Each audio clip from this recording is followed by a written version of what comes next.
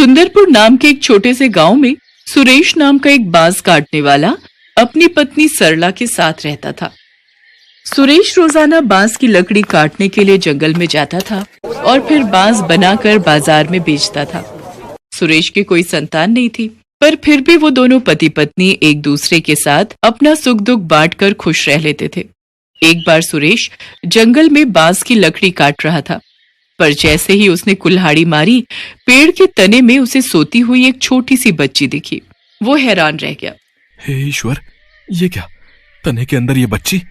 ये कैसा जादू है? सुरेश ने उस बच्ची को बड़े आराम से अपनी गोद में लिया और घर जाकर सरला को सारी बात बताई। कितनी सुंदर और प्यारी बच्ची है। मुझे तो लगता है भगवान ने हमारी सुन ली और इस बच्ची को हमसे मिला दिया। ये चांदनी की तरह सुंदर है, इसलिए हम इसका नाम चांदनी रखेंगे। चांदनी के आने से सुरेश और सरला के जीवन में खुशियां आ गई। धीरे धीरे वो अमीर होते गए। उन्होंने चांदनी को एक शानदार जीवन दिया। समय के साथ चांदनी बड़ी होती गई। एक दिन सुरेश ने सरला से कहा, सरला, अब हमें अपनी बिटिया की शादी के बारे में सोचना चाहिए। चांदनी के लिए कोई अच्छा रिश्ता मिल जाए। एक बार इस बारे में चांदनी से पूछ लेते, वो क्या चाहती है, उसे कैसा लड़का पसंद आएगा। अगले दिन सुरेश ने चांदनी से उसकी शादी के बारे में पूछा। पिताजी, मैं आपके और माँ के बिना नहीं रह सकती। आप मुझे अपने से दूर क्यों भेज रहे हैं? अरे मेरी प्यारी बच्ची, हम भी तुम्हारे बिना नहीं रह सकते हैं, लेकिन अब तुम हमेशा तो हमारे पास नहीं रह सकती हो। कभी न कभी तो बेटियों को ससुराल जाना ही पड़ता है। पर हाँ, हम तुम्हें कभी भी अपनी मर्जी के खिलाफ शादी करने के लिए मजबूर नहीं करेंगे। लेकिन कम से कम तुम उन नौजवानों से मिल तो लो जो तुमसे शादी करना चाहते हैं। वो लड़के काफी ऊंचे घराने के हैं। चांदनी इस बात के लिए हाँ कह देती है। अगले दिन 5 युवक चांदनी को देखने के लिए आते हैं। वो सभी चांदनी की सुंदरता को देखते रह जाते हैं। अच्छा, तो आप 5 युवक मेरे से शादी करना चाहते हैं, पर मैं केवल उसी युवक से शादी करूंगी जो मेरी मांगों को पूरा करेगा। चांदनी ने पहले युवक को एक साधु से पत्थर का बना एक कटोरा लाने को कहा, जो चांदी से भी ज्यादा चमके। दूसरे युवक से उसने पूर्वी समुद्र के पास सबसे ऊंचे पहाड़ के शिखर पर उगने वाली एकमात्र पेड़ की शाखा लाने को कहा, जिसकी जड़ें चांदी की बनी होती हैं। तीसरे युवक को चांदनी ने एक ऐसी मणि लाने को कहा जो एक अजगर के सिर पर रखी हुई थी। आखिरी युवक को चांदनी ने एक चिड़िया लाने को कहा जिसके पेट में एक शंख है। चांदनी जानती थी कि यह सब कार्य असंभव है, लेकिन उसके लिए अपने माता पिता के साथ हमेशा रहने का ये तरीका सही भी नहीं था। सभी युवक इस कार्य में असफल रहे। कुछ दिन बाद उस देश के राजकुमार को जब चांदनी की खूबसूरती के बारे में पता चला, साथ ही ये भी कि चांदनी ने विवाह के लिए क्या शर्त रखी है, वो उससे मिलने पहुंचा। राजकुमार उसकी सुंदरता पर फिदा हो गया। उसने चांदनी से शादी करने की ठान ली थी। मुझे पता है राजकुमार, आप मेरी सारी शर्तें पूरी कर सकते हैं, परंतु अभी मैं शादी ही नहीं करना चाहती और आप मुझसे इसका कारण कभी ना पूछें। ठीक है, पर क्या हम दोस्त बन सकते हैं ना? उस दिन से राजकुमार और चांदनी दोस्त बन गए। चांदनी के माता पिता ने भी बाकी युवकों को मना कर दिया। वो अपनी बेटी को परेशान नहीं करना चाहते थे। तो उन्होंने देखा कि चांदनी खिड़की के पास बैठी थी और उसकी आंखों में आंसू थे। चांदनी बिटिया, क्या हुआ? तू उदास क्यों है? क्या हुआ मेरी बच्ची? क्या कोई बुरा सपना देखा? पिताजी, मुझे हर रात ये सपना आता है कि आसमान से कुछ लोग यहाँ आए हैं और मैं उनके साथ जा रही हूँ। और कल रात मैंने एक आवाज भी सुनी कि वो दिन आने वाला है जब मैं यहाँ से चली जाऊंगी। अगले 15 दिन बाद वो लोग मुझे लेने के लिए आएंगे। मुझे आपको छोड़ना पड़ेगा। चांदनी के माता पिता को ये बात सुनकर चिंता होने लगी। चिंता मत कर बेटी, तुझे यहाँ से कोई नहीं ले जाएगा। ये सिर्फ सपना है। उन्होंने तुरंत राजकुमार को संदेश भेजा और उनसे मदद मांगी और चांदनी के घर के बाहर 2000 सिपाहियों को खड़ा कर दिया। उसकी रक्षा करने के लिए हर कोई तैयार था। वो रात आ ही गई जब आसमान से एक सुंदर गाड़ी धरती पर उतरी जिसके आसपास परियां थी। उस गाड़ी में एक अद्भुत संगीत बज रहा था। चांदनी उस संगीत को सुनकर गाड़ी की ओर भागने लगी। चांदनी के कपड़े बदल गए। वो सफेद रंग की पोशाक में आ गई। उसके पंख चांदी के हो गए।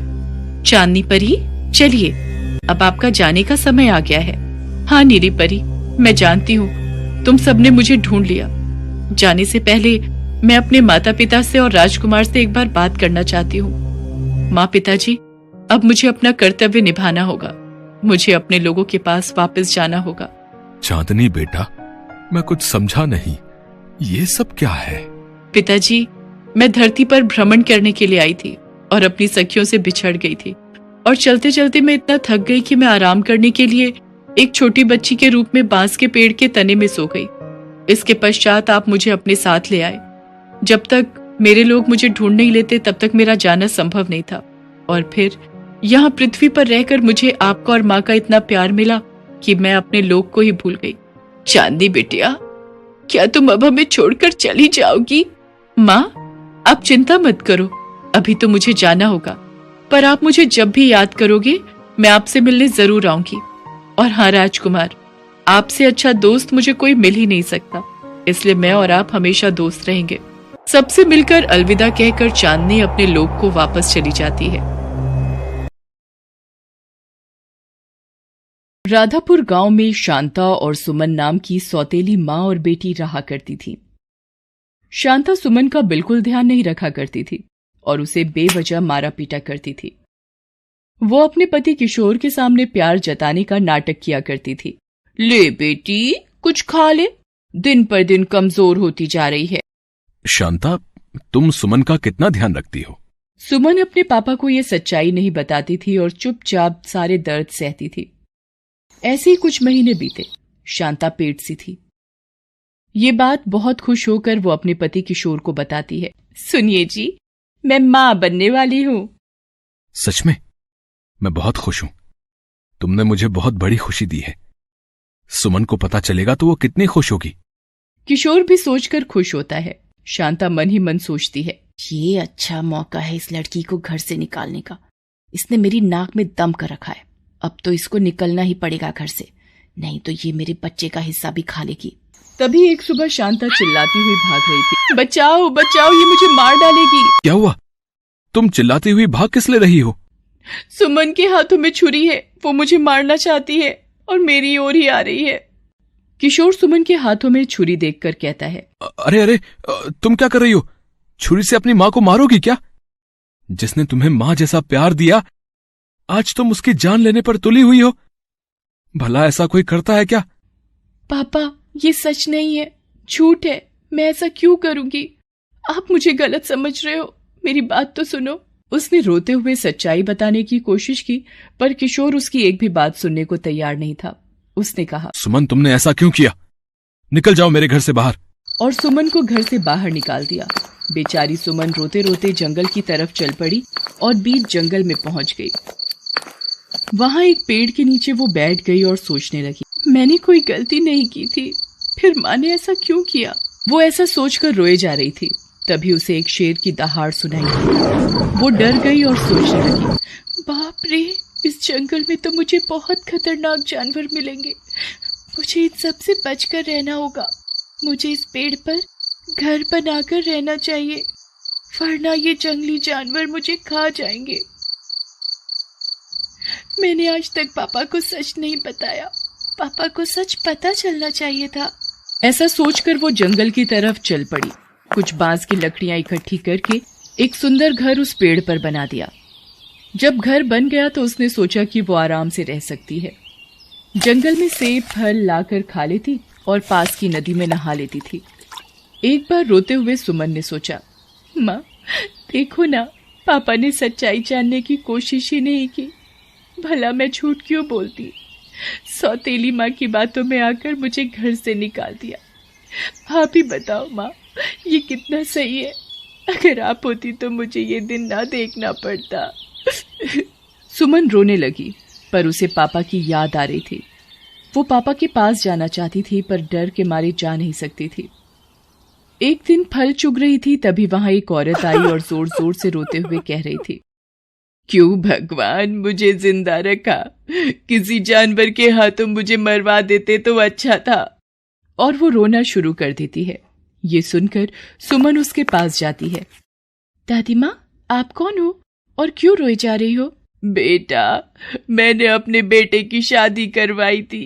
बहू अच्छी नहीं है, मुझे बहुत सताती है। मेरी वजह से उन दोनों में झगड़े होते हैं। मेरी दिक्कत के कारण मुझे घर से निकाल दिया।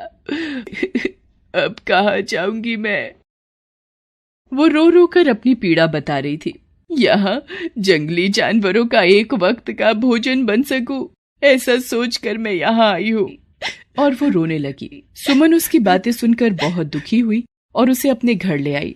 सुमन का बांस का घर देखकर बूढ़ी औरत आश्चर्यचकित हो गई और बोली, बेटा, तुम यहाँ अकेली रहती हो?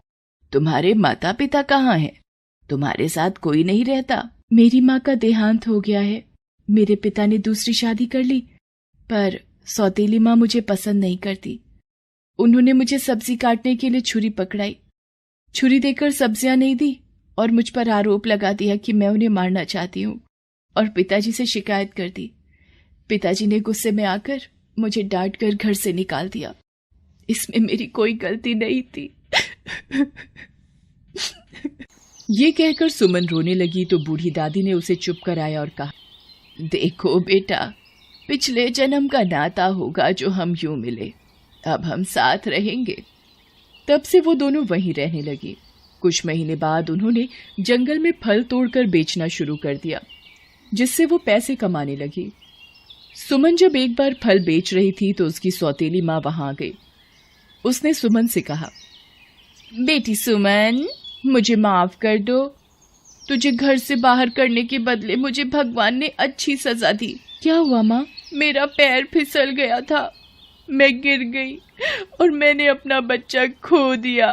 तुम्हारे पापा बहुत दुखी हुए। मैंने उन्हें सारी सच्चाई बता दी, पर किशोर ने कहा, ये तुमने क्या किया? अनजाने में तुम्हारी बातों में आकर फूल सी बच्ची को मैंने घर से निकाल दिया। पता नहीं वो किस हाल में होगी और कहाँ होगी। और वो मुझ पर चिल्ला रहे थे तो उनको दिल का दौरा पड़ गया। अब वो बस तुझे ही याद करते रहते हैं। घर चल बेटी, मुझे पापा से मिलना है। शांता सुमन को लेकर घर की ओर चल पड़ी। किशोर सुमन को देखकर बहुत खुश हुआ और उससे माफी मांगता है। बेटा, हमें माफ कर दो, हमने तुम्हारे साथ बहुत गलत किया। सुमन कुछ पैसे देकर जंगल की ओर चल पड़ी। किशोर और शांता उसे रोकने की बहुत कोशिश कर रहे थे, पर वो नहीं रुकी। जंगल में जाकर बूढ़ी औरत ने सुमन से पूछा, बेटा, तुम्हारे मम्मी पापा का मन बदल गया था तो तुम वहां क्यों नहीं रुकी? दादी माँ, अभी तो उनका मन बदल गया था, पर बाद में फिर दोबारा मन बदल जाता तो मैं क्या करती? और दूसरी बात, यहाँ तुम भी तो अकेली रहती। तुम अपना सब कुछ छोड़कर आई हो, तो आपको मैं अकेला कैसे छोड़ सकती हूँ? बेटा, तुमने अनजान औरत के लिए इतना सोचा, मैं तुम्हारी शुक्रगुजार हूँ। और दोनों फल बेचकर सुखी सुखी रहने लगी। जंगल में एक दूसरे का सहारा बनी। तभी एक दिन बूढ़ी औरत का बेटा ढूंढते हुए जंगल की ओर आए। माँ, आपकी बहू आपको बहुत याद कर रही है। आपके जाने के बाद वो छत से गिर गई और उसे अपनी गलती का एहसास हो गया। तब से ही आपको बहुत याद कर रही है। तो तू क्या चाहता है बेटा? माँ, आप हमारे साथ घर चलो, हमें आपकी जरूरत है। नहीं नहीं, मैं अब तुम दोनों के बीच नहीं आना चाहती। मैं यहीं पर खुश हूँ और कोई परेशानी नहीं लेना चाहती। तुम घर जाकर बहू की सेवा करो और खुश रहो। पर माँ। नहीं बेटा, अब मैं चाहकर भी घर नहीं आ सकती। मैं तुम्हारा भरे पूरे परिवार को बिखेरना नहीं चाहती। मैं यहीं पर ठीक हूँ। यहाँ अपनी छोटी सी दुनिया है जिसमें मैं खुश हूँ और किसी तरह की कोई टेंशन नहीं लेना चाहती। तुम जाओ बहू के पास, बहू को तुम्हारी जरूरत है। बेटा मुंह लटकाकर वापस चला जाता है। दादी माँ, आपको आपका बेटा लेने आया था तो आप क्यों नहीं गई? आपकी बहू को भी आपकी जरूरत है। आपको शिकायत थी कि आपकी बहू आपसे खुश नहीं, पर अब तो आपकी बहू ही आपको बुलाना चाहती है, फिर आप क्यों नहीं गए? बेटा, ये दोनों सिर्फ मुझे काम के लिए बुलाना चाहते थे, क्योंकि अब बहू से काम नहीं हो सकता। इसलिए मुझे एक नौकरानी के रूप में मेरा बेटा मुझे घर लेने आया था, जिससे उसकी बहू की सेवा हो सके। पर मैं नहीं जाना चाहती हूँ, क्योंकि जब मेरी बहू ठीक हो जाएगी तो वो फिर से मुझे लात मार कर भगा देगी और दोबारा मैं ये अपमान नहीं सह सकती। मैं यहाँ पर तुम्हारे साथ खुश हूँ, 2 वक्त की रोटी चैन से खा रही हूँ। और वो सुमन को गले से लगा लेती है। अब सुमन और बूढ़ी औरत सुकून से जीवन यापन करने लगी। फल बेचकर जो भी मिलता सुकून से खाती और खुश रहती थी, अपने परिवार से दूर, अपने बांस के घर में। अब उन्हें किसी की जरूरत नहीं थी। Best buddies. Hello friends, Thanks for watching this video. अगर आपको ये वीडियो पसंद आया है तो प्लीज लाइक, सब्सक्राइब, कमेंट्स करें इस वीडियो पर, और हाँ, शेयर करना भी ना भूलें। और भी मजेदार वीडियो देखने के लिए नीचे दिए गए बेल आइकॉन को दबाएं। देखते रहिए बेस्ट बडीज।